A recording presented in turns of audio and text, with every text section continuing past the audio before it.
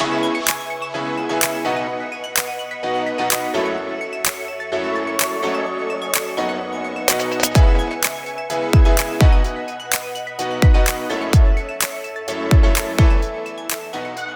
there, everyone, and welcome to Rediscovering Your Passion and Purpose with Patty.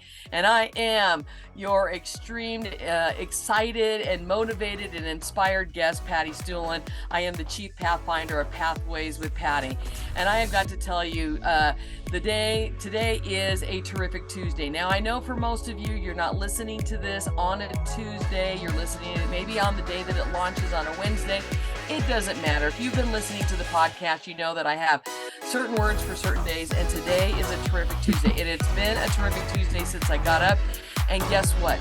With today's guest, it just keeps getting more terrificer, and that is my own made-up word, and I am good with that. It makes me happy, and hopefully it will make you happy as well. But this week, my guest is Stephanie Kleshinski. I think I said that right. Perfection.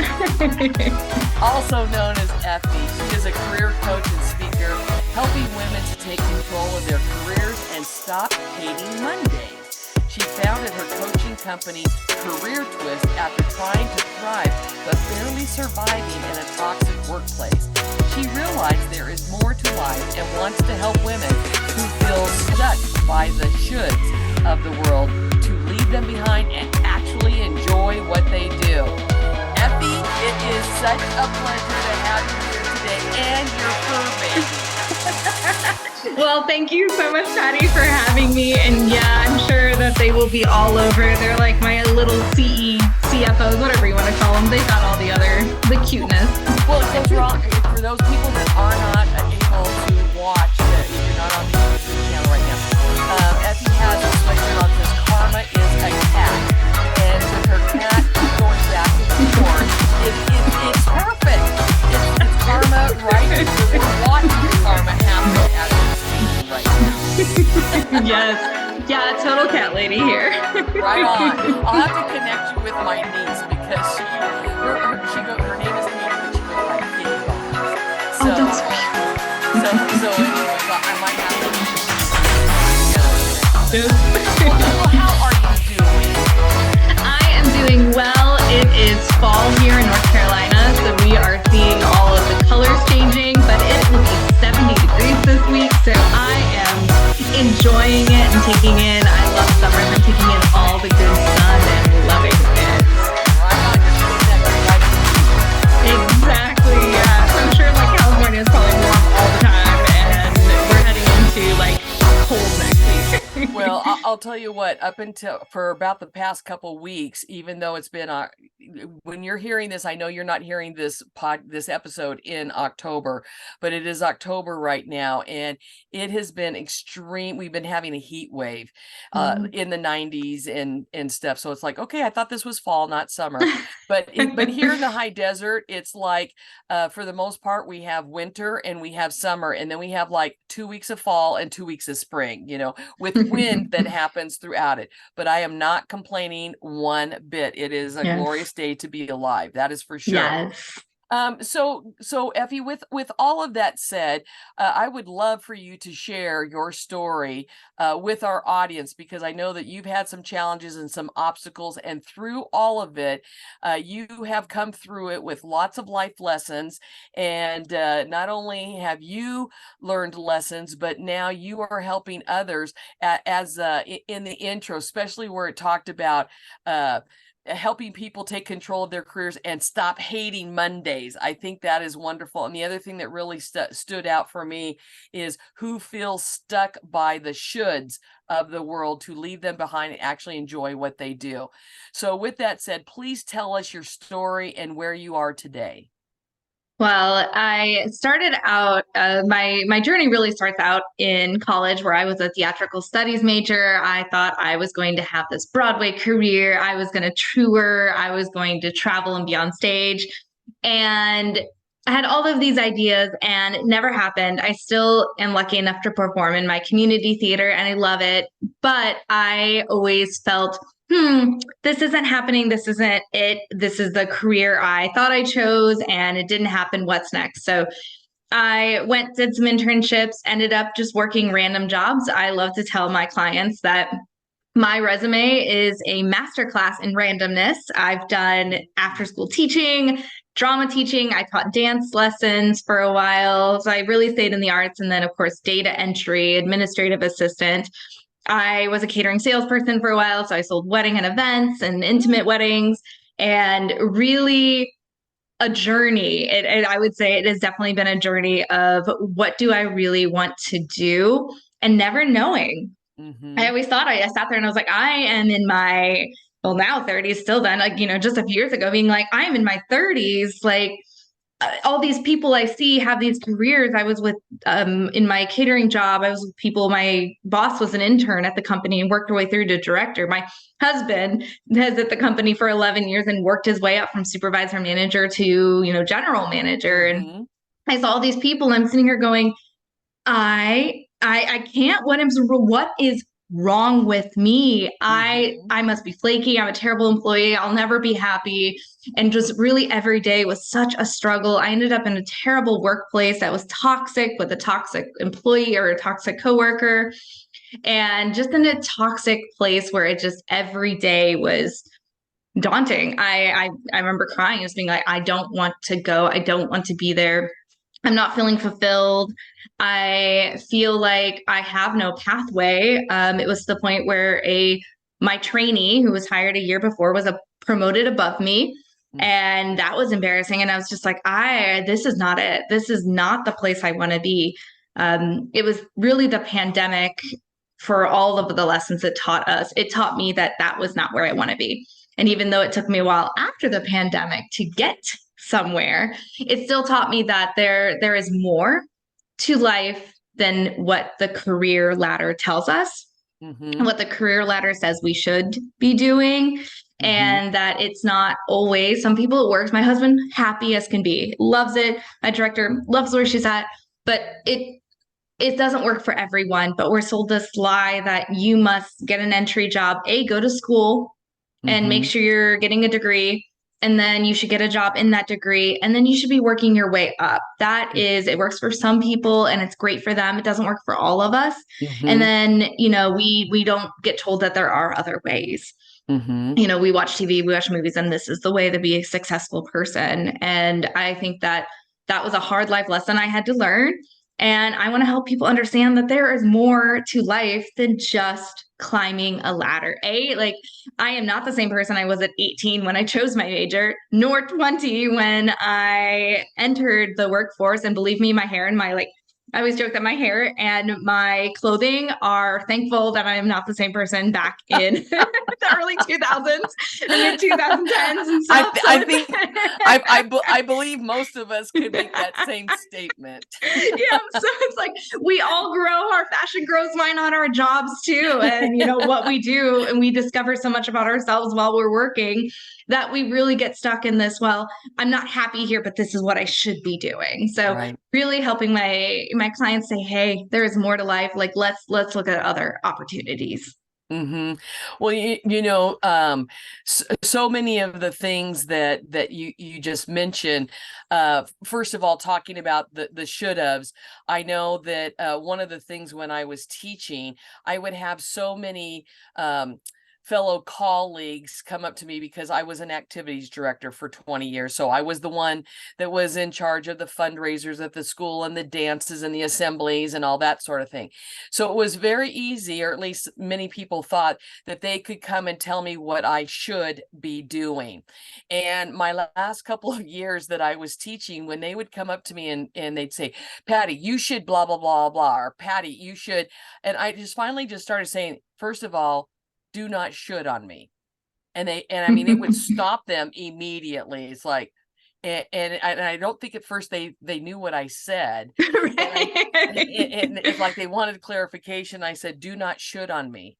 I said, if there is a problem or a complaint, then before you share that, I want you also to have a possible solution to the problem, because many times I knew that there was an issue or there was a problem and I was trying to figure it out myself, but like to try to find other people that would help with it, that was almost impossible. So I understand that part about people shoulding on you. But one of the things that I enjoy about what you're just saying is that we also put that on ourselves, because we believe, because of the things that we see now on social media. Of course, in my day, when I was in my 20s or 30s, there was no such thing Mhm. as any of this. But still, we put society's shoulds on ourselves. Like you said, we should be going to school, we should be getting a degree, we should be getting married, we should be having children, on and on and on. And I will say, in many of those standpoints, not that I considered myself a black sheep of the family, but as far as a female on both sides of my family, I was breaking new ground because I was going against the should haves. Because most of the women, pretty much all of the women, in my on both sides of my family, once you graduated high school, you found a husband, you had children, you are a full-time wife and mom, and there is absolutely nothing wrong with that, because Mhm. that's exactly the path that my mother took. And I am a magnificent product from having a full-time mom, Yeah. because I was privileged and blessed. So I'm not saying anything wrong about that. I just knew, for me, I wanted to go to college. I knew I wanted to be a teacher. I wanted to have a degree. I chose not to get married. I chose not to have children, because teaching was the best birth control for me. But but aside from that, it Yep. it is very, very tough, because you feel like, because you're going against the grain, is there something wrong with you? And there isn't Yes. anything wrong with you. Yeah, and I think what you said is important. If that is the life you want, I had a friend who, she did go to college, but she was like, I want to get married. And I'm like, that's great for you. The Mhm. important part is what I want for my life. Yes. And I thought I was going to get married earlier. I always wanted to get married. We didn't get married till we were, I don't know, it was last year. It was just like 34, 33. How old am I? Oh my goodness. It's like I hit the 30s and totally forgot. I was like, it's fine. I'm just in the 30s. But we thought we would get married earlier. My husband and I were together for like almost a decade, actually over a decade. So, it's what the important part is, taking that and saying, what I want for my life, I think, is the Mhm. most important part of that. And, Mhm. there were people, and there are people who are like, I just saw it on Instagram or something, where this lady's like, I live like a 1950s housewife. And I'm like, does it work for you? Are you happy? Are you in a safe place? That is all that matters. And if that is yes, yes, and yes, then good for you. Yes, Mhm. please do. Like, Yes. it's Yes. not what I want for my life.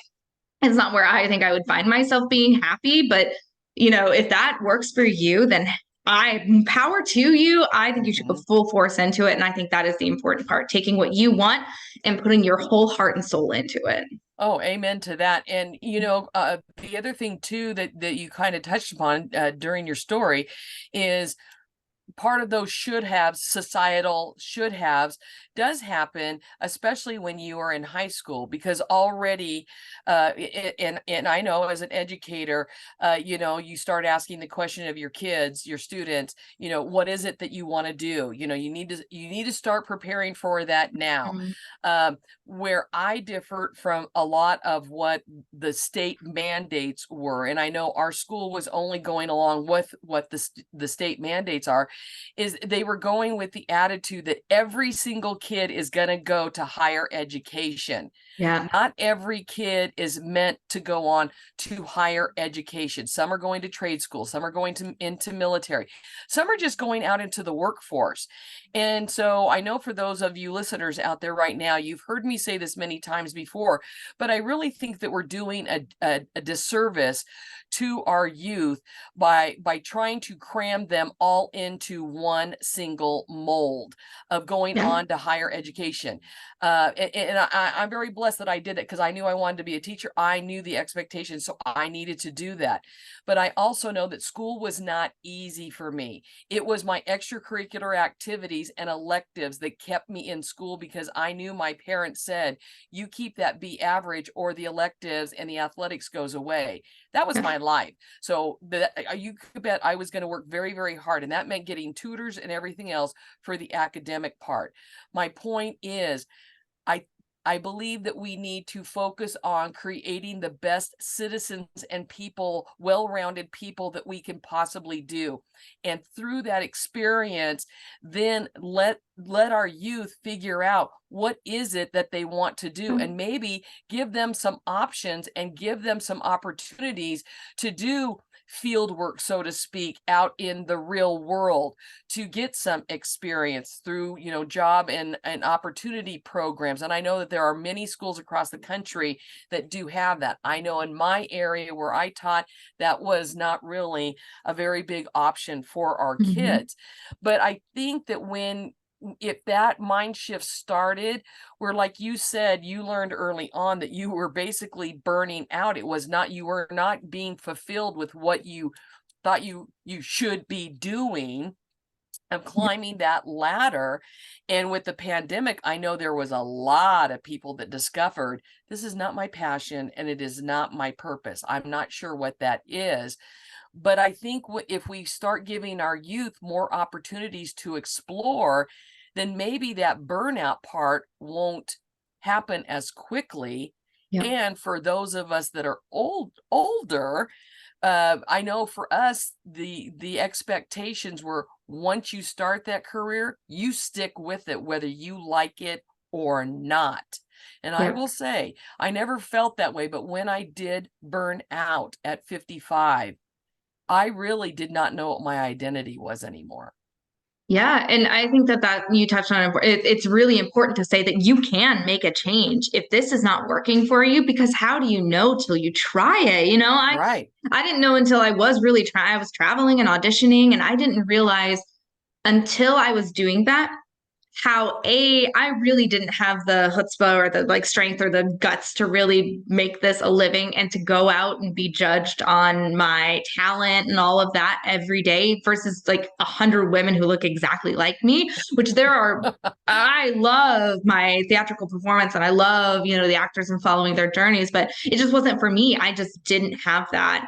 Hmm. And I discovered that later when I was trying to do all this stuff, having a job, trying to travel and audition and go. I went to New York and I just like remember walking in a room and going like, yeah, this isn't it. I would love theater and I want to actually perform. So, community theater it is. I'm going to use my skills on other things. So, but Hmm. understanding that we don't know until we start doing it. If you're like, hey, I think I'm gonna like an admin job. I want an office job. Try it. And then you get there and you're like, oh, I do not like Hmm. this. That it Yeah. is okay. That is Right. okay to push and hit a wall and say, because we always say, like, oh, you've got to push through this wall. You've got to like, push through the obstacles. There's okay to be like, this is one I'm not Right. going to, as long as you try and you're not Yes. like, I'm just going to give up at the first, like, and I think that's the difference between passion and, you know, purpose and, is passion is really easy to say, that can change so easily. Like, oh, I was passionate about painting for a while. I thought that was it. And then I was like, I'm bored, time to change on to something else. And,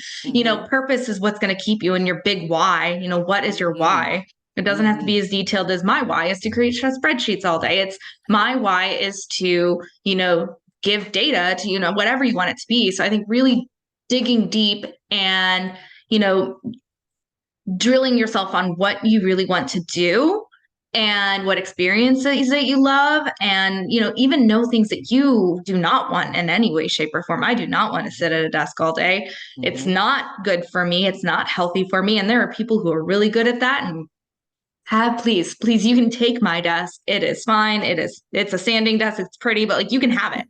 I do not like being at a desk all day. Hmm. And, knowing both sides, that this is what I love to do. These are the tasks that I'm good at. And usually when we're good at something, we enjoy it, Mm-hmm. and these are the tasks that I could do that I'm not, enjoying, but I could do, and it's okay. It's not going to hurt me. And these are the tasks that if I could never do that again, I'd be a happy camper. So it's really a knowing that we can make a change, and that, you know, when we come up against those, really knowing ourselves. Mm-hmm.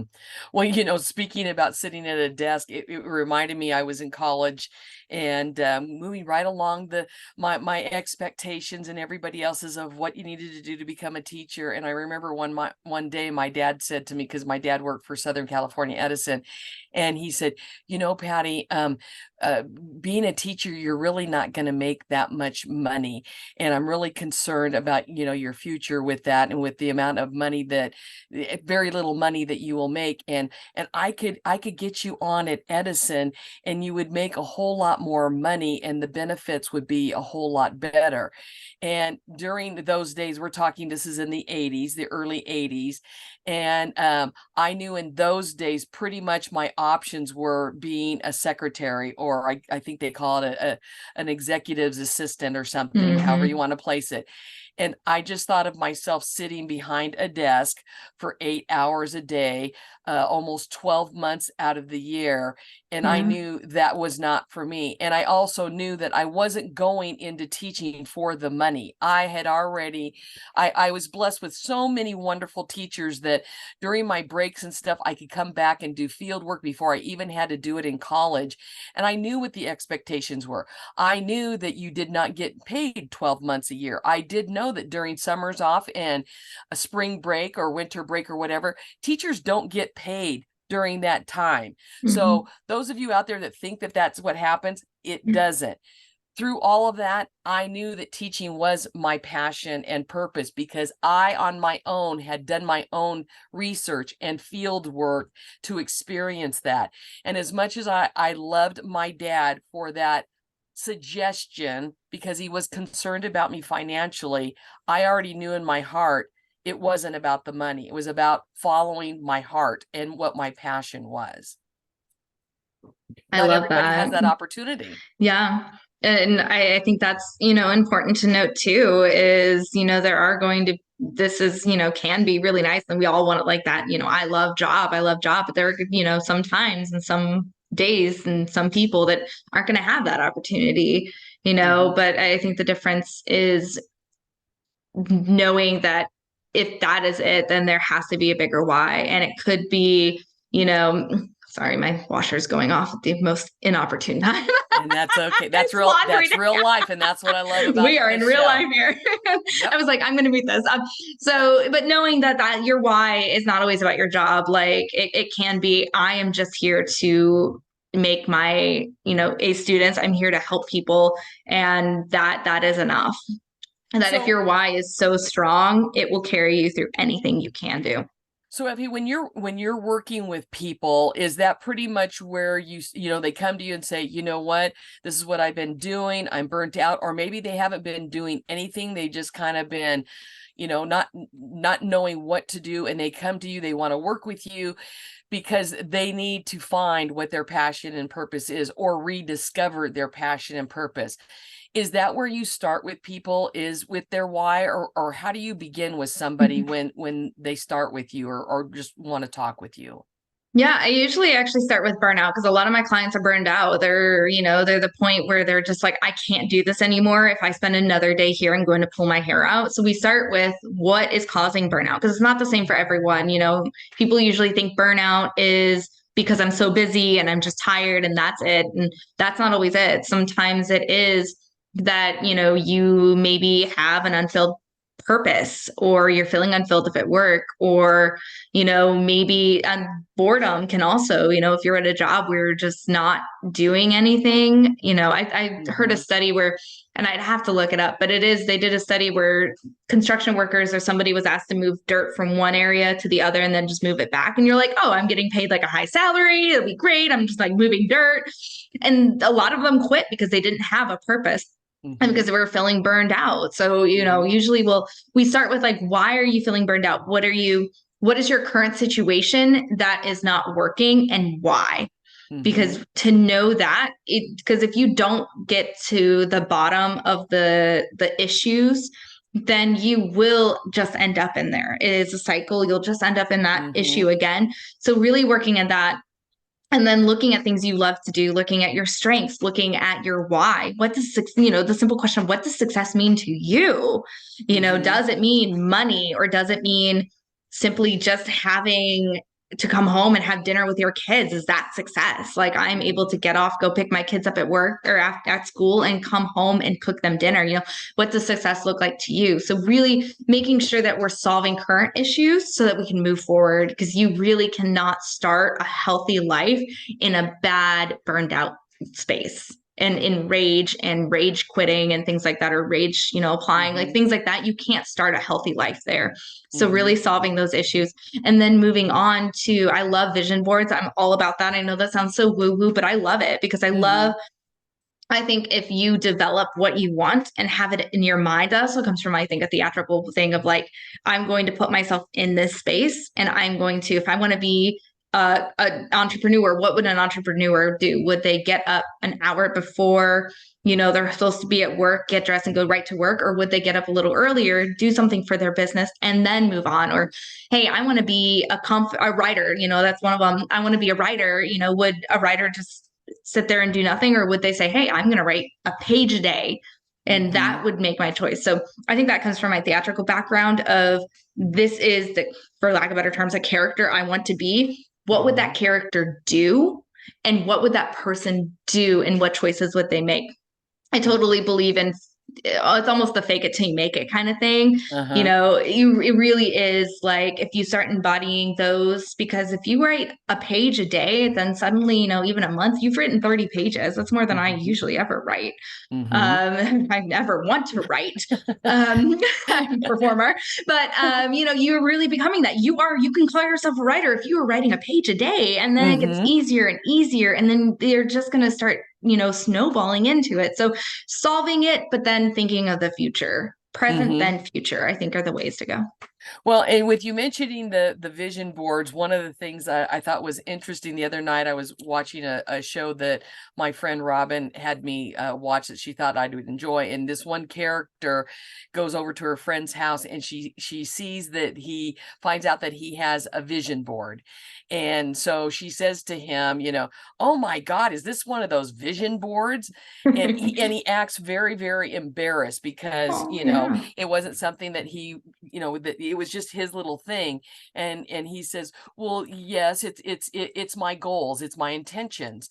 And so she kind of makes fun of him, but we find out later on in the episode that in reality she's almost jealous of the fact that he created that vision board, and he has, because the other thing that she had is she was asking him questions about the pictures he had put on this Mm-hmm. board, and he's kind of like justifying it to her, not that he has to, but that's what Yeah. he's doing. You feel and like it. Yeah. and like I said later on, then we find out she's almost jealous of the fact that he has goals and intentions for his future, and she realizes she doesn't, that Yeah. she's never done that for herself. And I think that's one of the really, because I'm a big proponent of setting goals and intentions and making vision boards, and I really find that that when we take that time, and it really doesn't have to be much time, you can either write, just cut out the words or the Mm-hmm. picture, or you could draw a really bad stick figure to Yep. get it on a board and just have it someplace where you can look at it, because the saying of dream it, believe it, achieve it really is true when you create that. And I really think that that helps you create a roadmap, Yes. that I call in my business Pathways with Patty. It does create a roadmap for you, or GPS if you want to use it in today's. Yep. Yeah. We all need that assistance, and same thing, Yeah. just like writing one page a day to become a writer. Even if you start out with a piece of paper that you just put one picture or one word on it every day, by the end of the week, in 7 days, now you have 7 things on a vision board Yeah. that it's amazing what that will do for you.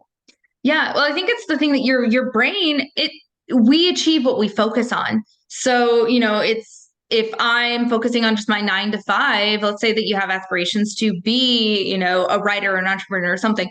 If you're focusing on your 9 to 5, that's where your energies will go 100%. And that's great. If that is your vision, you're like, I want to be a CEO, I want to grow in this company, I want to be that.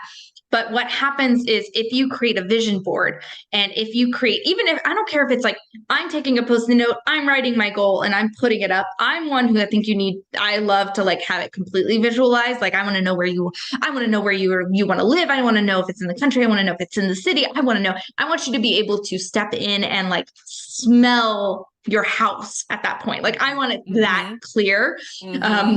And to drive some people insane, but it does work. It does. I promise you, it does. And this is coming from somebody who like literally creates worlds on stage. It does work 100%. But, even if it is start with a post-it note that says, I want to be the president of my company, and you stick it where you can see it every day, because your brain will start looking at it and your brain will start putting your energy towards it. And that's the important part. That's why vision boards work. I know we always go like, oh, so woo-woo and manifestations. And the important part is, and whether you call it the universe or God or whatever it is, your energy, you will put it towards that. And you will say, this is what I want. And you will start working. You'll make those decisions unconsciously at some point where you'll be like, well, I'm on a fork in a road. And, I like to think of it as hiking, because we're out hikers. It's, you should at least know where you're going. Is this a loop? Am I going out to a waterfall and back? But if you just randomly drive to a trailhead and you just start walking, you are most likely going to get lost, and you are not going to know when you need to get back. And that's where bad things happen. So it is very much like hiking. You need to get your trail map. You need to at least know where you're going. Please let people know where you're at. That is a safety PSA, but it is also very important, because in your visions and your goals, you should let people know. Only people that are going to support you and come find you when you're lost, but people that support you because they're going to be there for you. You are going to need help. And honestly, the fun thing is, if you tell people, hey, like I did it when I wanted to start my podcast. I said, I am starting my podcast. I put it out on Instagram, and it was the scariest thing. I said, this is when I'm starting it. I'm launching my first one on this day. And then people responded, and I had friends text me back saying like, that's exciting. I was like, oh no, now I have to do it. No, but it did. So I like to consider it with hiking. Know where you're going, know where your roadmap is, know where your destination is, and tell people that are going to support you. And I promise you, it will happen, and it will be there, and it will be wonderful. And you are just going to wake up one day and go, oh my God. You'll look at your vision board and say, I have that.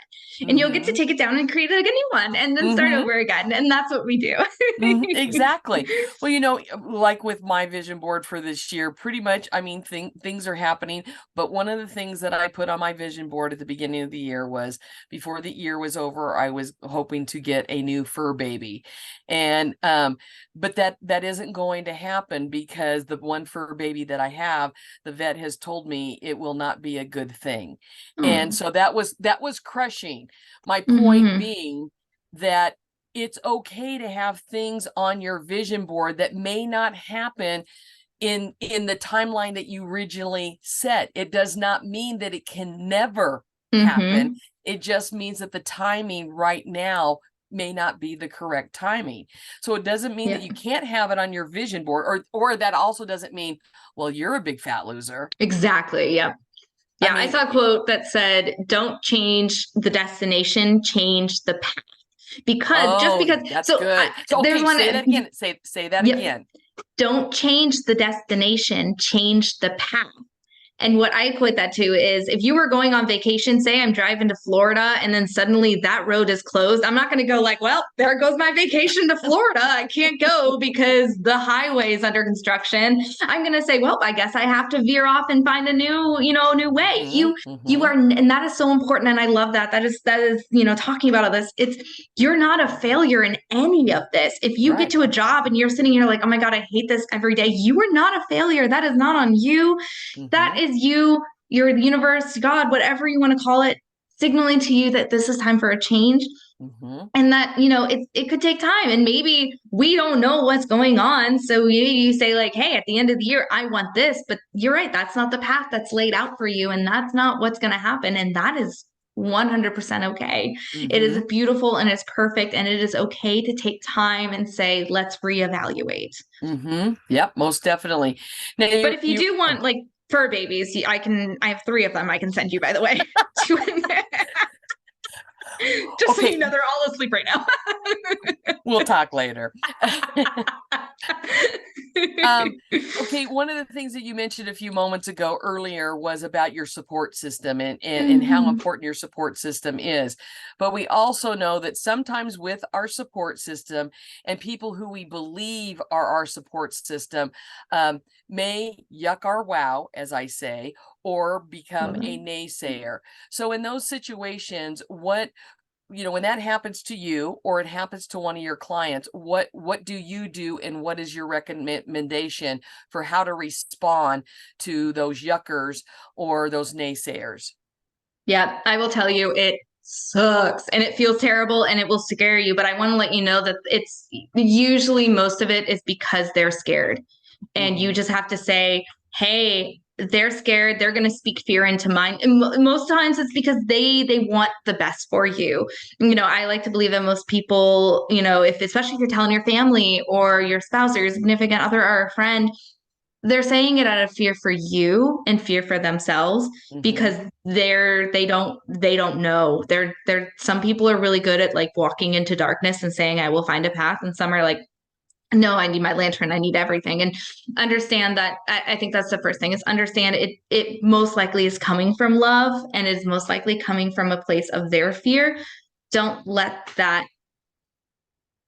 speak fear into you, Mhm. because at that point I would say like, hey, you know what, this is someone that maybe I shouldn't talk about with this for now. Like, it could, and later, it could be somebody who like, hey, you said your dad, like, you're like, I want to be a teacher, and your dad's like, oh, maybe, Mhm. Mhm. no. Mhm. And it was fear out of you and fear of love, like, I want the best for you. And so really, it's sometimes I wouldn't tell a bunch of people. I wouldn't go, we always say like, tell the world. Until you feel comfortable, tell a few people, tell someone is going to support you. Sometimes spouses aren't that, and it sucks, Mhm. and you want to tell Mhm. your spouse everything. I'm very lucky to have a supportive one who I'm like, I'm gonna do this, and he's like, yeah, that reads, that's you. Yeah, we'll do that. Sure, why not? But he does speak fear into it sometimes, because he's very detail oriented, where I'm very big picture. So I always have to talk to him and say like, hey, just let me dream real quick. I just need to get Mhm. my dream out there, and I need you to dream with me. And then I go to my lovely stepmom, who is my biggest supporter, and I say, hey, this is what's at. And she's like, I'm going to tell her. She celebrates with me. She'll celebrate everything. She'll be like, great, let's do this. So know where you can go, and know that, Patty, I'm sure you're there, I'm always here, you can always come to, I'm sure, one Mhm. of us DM and Mhm. say like, this is what I want to do, and I will sit there and be like, oh my god, that's brilliant, let's do it. Like, I will be your biggest cheerleader, because I believe in you Yeah. 100%, and I know you too, Patty. Like, it's just like, we will find those people. And if it is an online group, there are Mhm. tons ones for whatever you want to be, writers, entrepreneurs. If you want to be a teacher, there are online support groups. Find those people too. So Mhm. it may take some trial and tribulation to understand who you can support you and who can be there. But um, I think the important part is knowing that it will come from love, and it does come from their fear for you. Mhm. Nobody would, if I told somebody I'm going to tightrope across the Grand Canyon, they would probably be like, oh, what? You are so clumsy. You shouldn't be doing that. So knowing that also comes from a place of love. It's kind of like Right. that situation. I Right. I think in stories. I love it. No, I think in pictures, no, movies. I love that. That's like I've shared with many of my friends, that when I read a book, I create a movie in my head.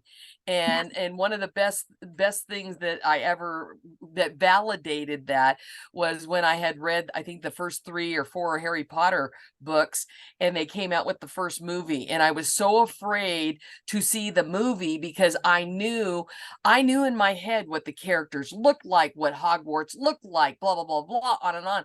And I went into the theater, and I'm sitting there, and I'm just like, oh my gosh, this is exactly how I envisioned how I ran this movie in my head.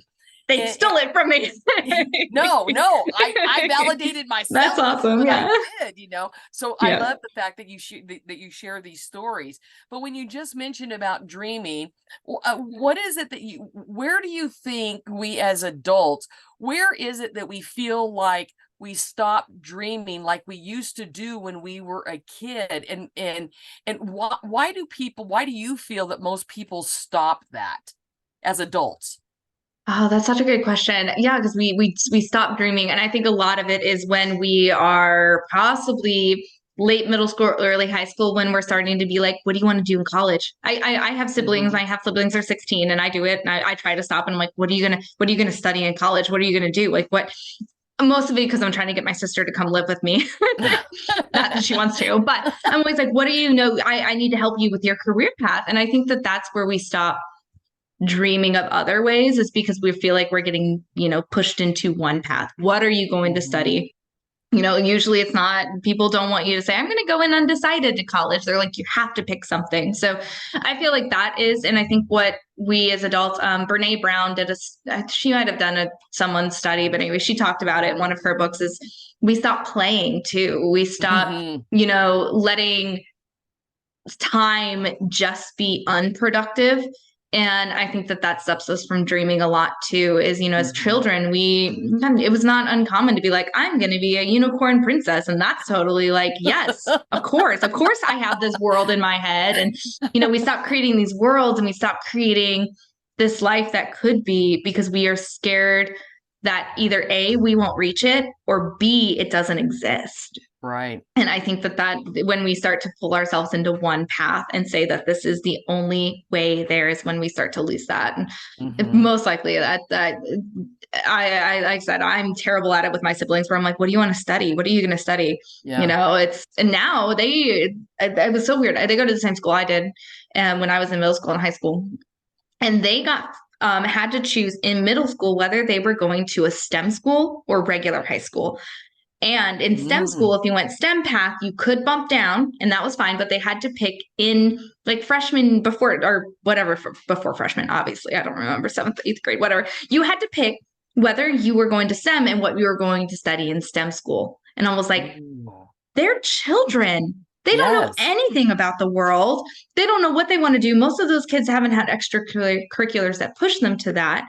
But it just felt really startling to say your life starts at seventh, eighth grade. Like that's your Mhm. decision. Here you go. You can never go back to, if you go to regular high Mhm. school, you cannot go to STEM and you cannot get back into that path. Right. And I understand those were more specialized. Like if you wanted to go to automotive technician, then they really kind of push you towards that. But um, I think that, it was really a stark contrast to like, but there's so many other options out there too. Like these are kids. And I think that Mhm. was like a startling thing. It's like you are choosing your life as a kid. Like I said, Right. we choose our major at like 18. And that's Mhm. crazy. Thinking about like there are no decisions at 18 I should have made that made a factor in my life. There were some bad decisions at 18, and I am glad I am not with those, like those situations again. So it's just like, Mhm. oh, I thought that was, I think that was a reality that I wouldn't doubt that that's gonna, when we're Mhm. 5, it's like, what do you want to be? Well, I wanted to be a spy, ballerina, Mhm. all that stuff. I thought I was going to be Mhm. the first like Shakespearean lawyer and stuff. And understanding that as we grow up, get a little more like, okay, great. That was really cute that you want to be a princess, Yeah. but what do you really want to do? Like, Right. what can we give to you Right. so that we Right. can help you? And yet again, comes from a place of love of we just want you to succeed. But it's like, oh, if you want to be a doctor, you have to choose at 5 and you should start studying medicine at that point. And, Mhm. we need to realize that we still need to play. We still need Yes. to dream. We still Yes. need to have these, minutes and hours and days that are unproductive. And that is okay Mhm. because your body needs to recharge, but you just need to dream. Yeah. You just need to dream. And that will help you A, realize that you really do love what you want, hopefully, or B, like, hey, I think it makes a safer jump too. Mm-hmm. It makes a safer jump rather than like, I'm here, but I've never been taught how to make a change. And this is Right. scary. And it Right. is scary. Yeah, it is. And that's such a valid point that you're bringing up, that really probably during adolescence, teenage years is when we're so demanding on our youth to figure it out now, Hmm. and for a lifetime, so to speak. And it does narrow and narrow the focus of what it is that you want. And I do agree. I Hmm. think that dreaming process does end. And so when we do find, when you're in your 30s, 40s, 50s, that you are burnt out, like myself, from Yeah. 50 to 55, it's like, I don't want to do this anymore. But Hmm. I never imagined anything else to do, because people would even ask me, if you weren't a teacher, what would you be? And I will have to Yeah. say, I've always been a huge person. I love hats. My hat collection and everything before I moved was huge. But it's like, I would want to be a park ranger, because number one, I absolutely Yes. love the hat they get to wear. But being outside in the outdoors. But I really had to think about that, because I was so focused and narrowed from 6 years old of knowing I wanted to be a teacher. And that was fantastic for me. Yeah. However, here I am, I'm in my 50s. I don't want to do this anymore. I didn't know what else to do.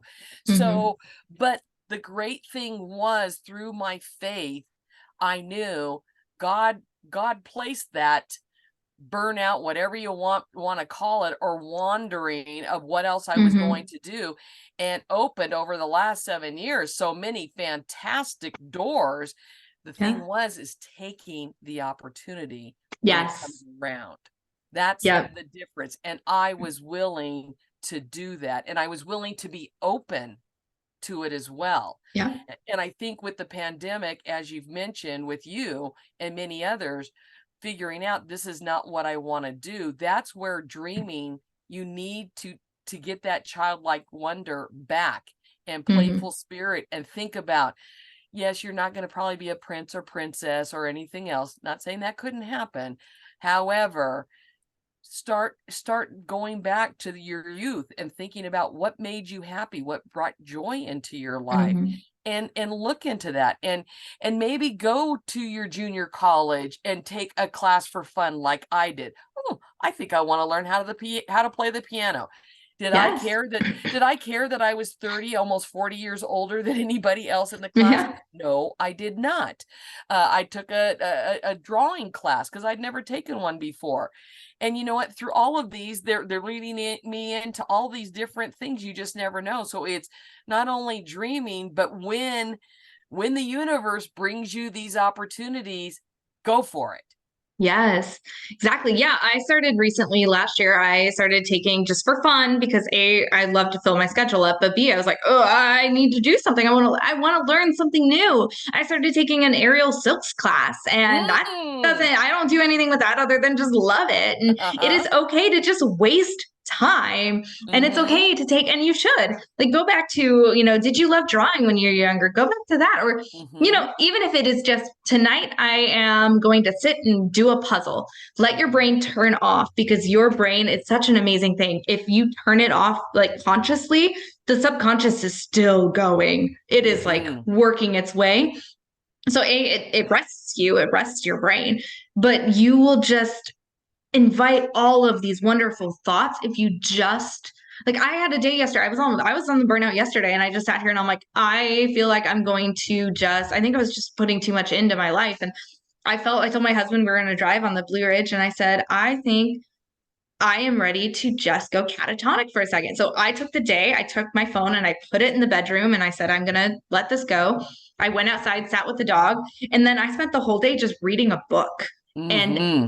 it was the most refreshing thing ever. And it is okay to have Mm-hmm. those days, and those days are important.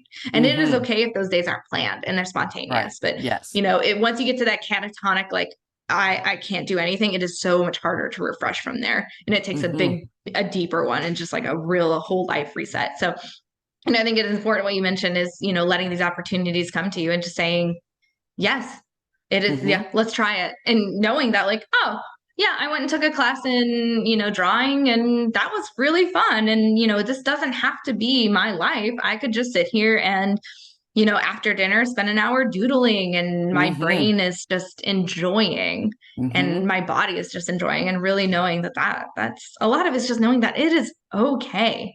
We Yes. don't have to be productive 100% of the time, because that is tiring That's such a and good unproductive. That's such a great point, because I know for myself the last probably 2 years that I was teaching, what I had learned was on Sundays, I would go to church.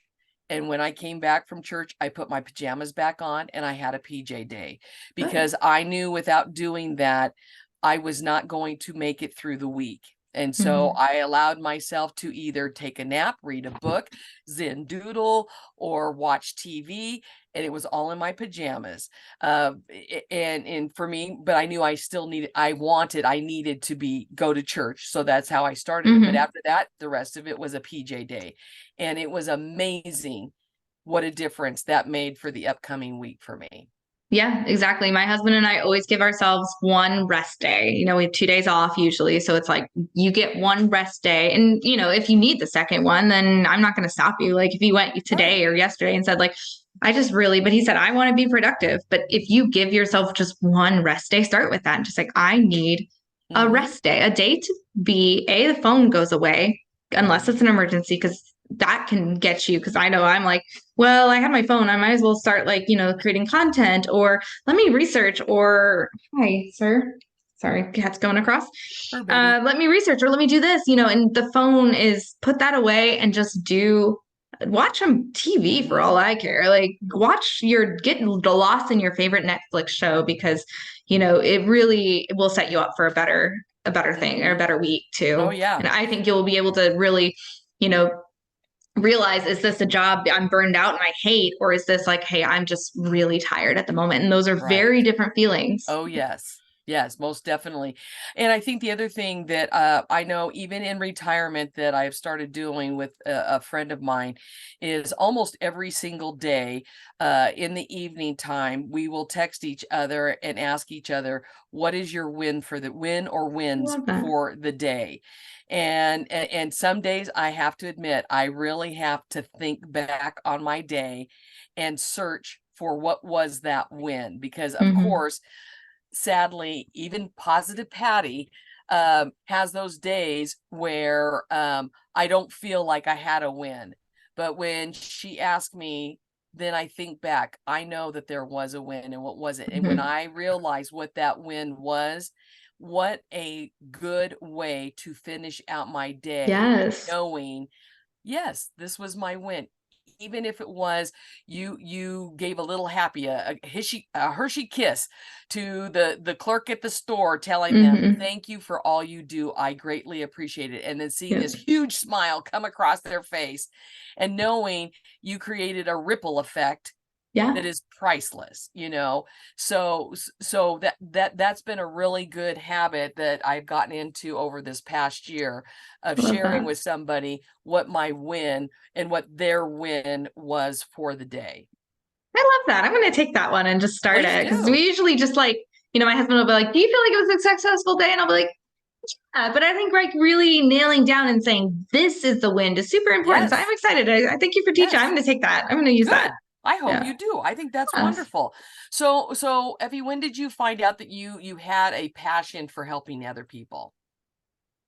I think it's always been there. I think I loved leadership. Even through high school, I always got, developed myself into the leadership positions, whether it was in band or mock trial or any of that.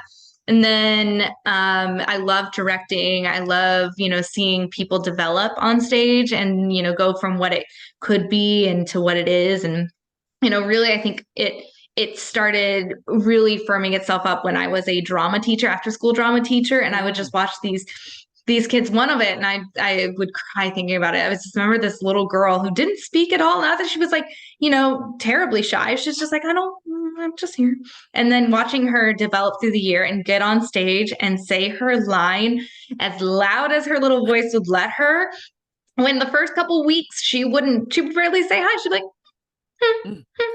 And watching her just belt her like line out on stage and watching her parents just brighten and she was proud of herself, really, I think that was what really cemented it for me. And then ever since then, I've just, I think, been trying to chase that in different ways Mm-hmm. and realizing that this is how I want to do it. And it took me being burned out and me being in a terrible, toxic work environment to say, I want to help people do this. This Mm-hmm. is what I want to help people do because Mm-hmm.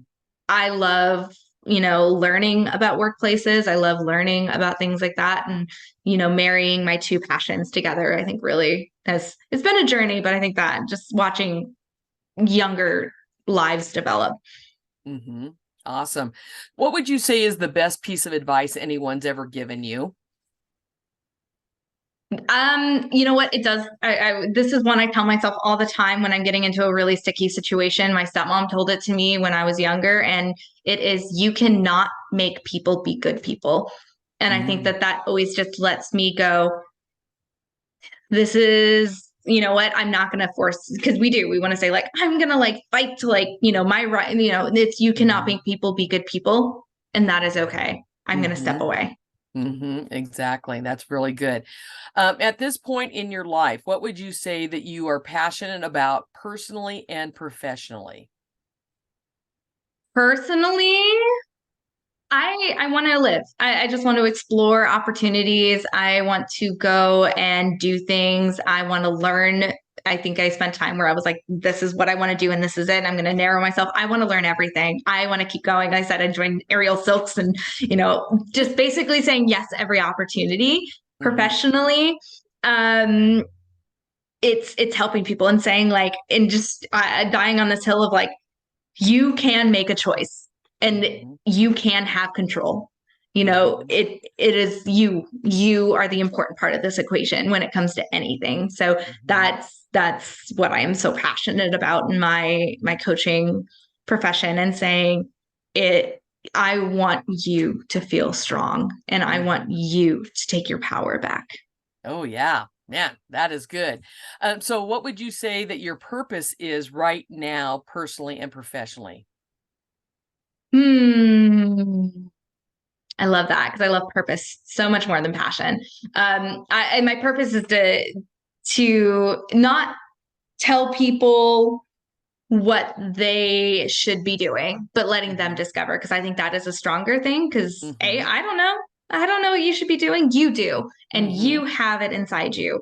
So my purpose is helping people unlock that. And personally, right now, it's just to live in the moment. Just be present. Just Mm-hmm. be here and be happy with what I have, and love. Mm, Just love. excellent. What would you say is your superpower? Oh, I am an out of the box thinker. I will I will sit there and I'll be like, well, that's what you think, but let's try this, and this. So really, my superpower is, I think, well, two of them. I love my energy. I am very lucky to Mm-hmm. have the energy that I have, and have developed that probably throughout some experiences. And then, thinking that this isn't the only way, let's find something else. If it doesn't work, there are a million other ways to do Yes, yes, very good. And that is it. an incredible superpower. How would you say that you are living your best life, or as I call it, living your best dash? I love that so much. I think that's the best part. Living your best dash. It's just helping people. I think letting myself be present, like I said, I just being here, loving the opportunities, and saying yes is such a big part, but also saying yes to helping people and living my purpose and my passion. Because Mm-hmm. I think most of us don't get to do that, and most of us are scared to do it. And I think being able to do that and having the life that lets me do that is the best thing I could ever ask for. Mm-hmm. It could be I'm living in a one bedroom apartment and there are rats crawling along the floor, but if I, and what, people like that, good for them. But living in a situation that didn't make me happy, but still being able to help someone is just the best thing I could ask for in my life. Wonderful. Are there any, excuse me, any final thoughts or words of wisdom that you would like to share with our audience?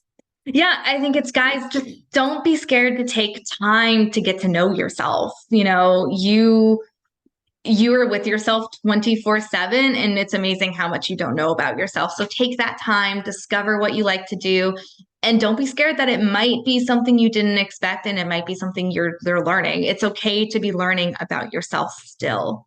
It's we don't know everything, we don't experience everything, and when you get something new, it's okay to just say like, "Huh, I'm going to explore that." So take your time to know yourself and learn yourself. It'll be super important. Yes, it is. Oh my gosh. Thank you so much, Effie, for being my guest today. Oh, thank you for having me. This has been so much fun. Man, could you please tell everyone how they can connect with you? Because I know there's going to be plenty of people listening or watching on YouTube that are like, I need to connect with her. I want her energy. I want her knowledge. Well, everyone can find me on Instagram. It's at career twist_Effie, and Effie is EFFIE, but that's where everything's going to be. You'll be able to link from there. That's where I post all my what's going on, all my things, but you can link to my website there and stuff. But yeah, just career twist_Effie. But I'd love to see you guys there. I would love everyone. Just come DM me. Just say hi. I love it. Just tell me like, I'll be there. I'll be your little cheerleader. Just say, this is what I'm doing. And I'll say, yes. Well, you can bet right now, as soon as we're done, I'm going to be doing that myself. And for those of you that have been with me before, and for those new ones listening and watching, if you go to the description, whether you're watching on YouTube or you're on one of the 10 platforms of the podcast listening, you can go to the description, and that link for Effie is right there in the description. So you can go right to the link, hit it, and you are going to get instant contact with her. Because I know that you're going to want to, because I know that I will need and want to do that as well. So once again, Effie, you are a joy, you are a delight, and it is such a privilege and honor to have you as my guest today. Oh, it has been an honor talking to you. Thank you so much for all you do. Very welcome. And for you out there listening, remember to subscribe and follow this podcast. And hey, go ahead and invite your family and friends to also subscribe to it as well. And don't forget to check out my website at www.pathwayswithpatty.org. Sign up for a Zoom chat with me, especially if you would like to be a guest on the podcast, or you just like to chat with me about some of the other things that I offer. You can also get my free Pathway to a New Beginning roadmap when you sign up for that call. So until we meet again, continue to live your best dash and know that life's an adventure. And I want you to enjoy the journey, because your life matters. Thank you for joining us today, and may God bless you all.